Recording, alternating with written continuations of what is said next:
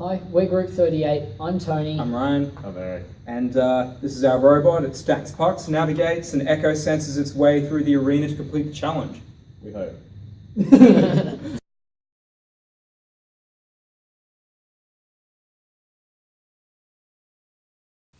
Our circuitry is a modular design with 4 circuits consisting of a 5-volt peripheral subsystem, a 6-volt subsystem, a H-bridge driver, and the PSOC control board. The 5-volt subsystem contains the circuitry to control the LEDs as well as provide power to and interface the PSOC with the echo sensors, the light sensing diode, and other 5-volt peripherals.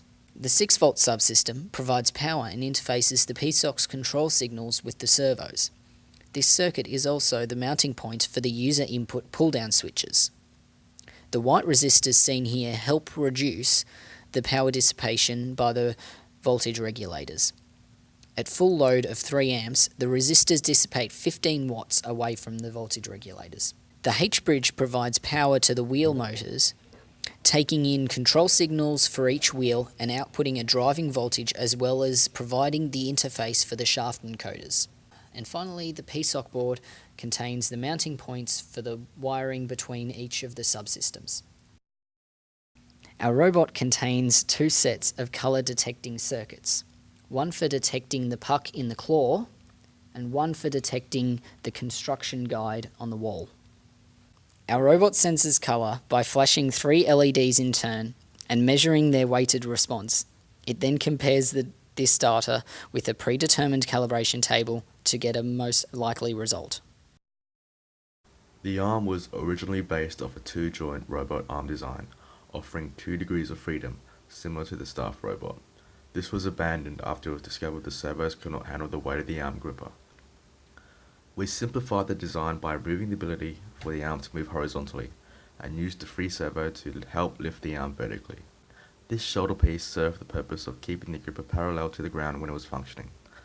The arm has 5 predetermined heights, which correspond to the puck heights, plus an extra one for the holding position. The gripper uses a gear system with 1 gear attached to a servo. As 1 gear turns, it turns the other. The shape of the gripper was designed to make it as thin as possible to get within the grid of pucks. The sharp point at the end was so the gripper can lift the puck at one point so that it doesn't slip if it wasn't fully in the gripper.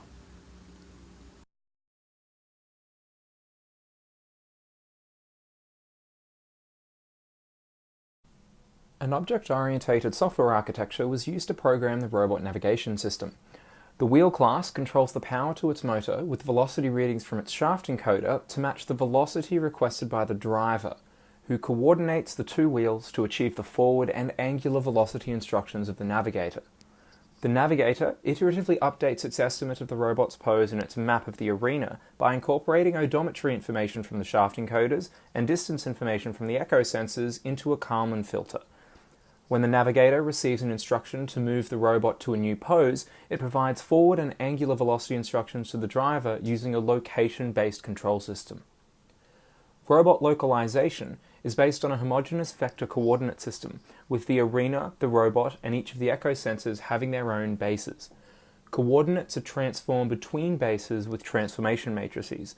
Lines and rectangles form the basis of the arena map, and lines play a role in path control and the sensor component of the Kalman filter. In summary, the navigator combines sensor information, geometry, estimation, and control to get the robot where it needs to go to complete its tasks.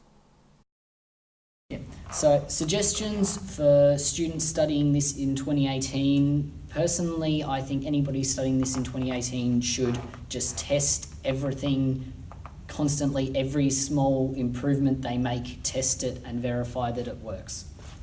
Yep, going into 2018, I think that for the organisers of the unit, having a more technically ambitious project of smaller scope could help strike that balance between having the large-scale engineering project experience and applying some of the technical knowledge that we've learnt in those second-year prerequisite units. My suggestions, a bit more tables, maybe open the labs in the weekends in the later weeks. As seconded. Yeah. But overall, it was a fun fantastic unit. experience. Yeah. No, I loved it. And we enjoyed it. So thanks for the. Thanks for the unit. Thanks for the unit. Thank you. Cheers.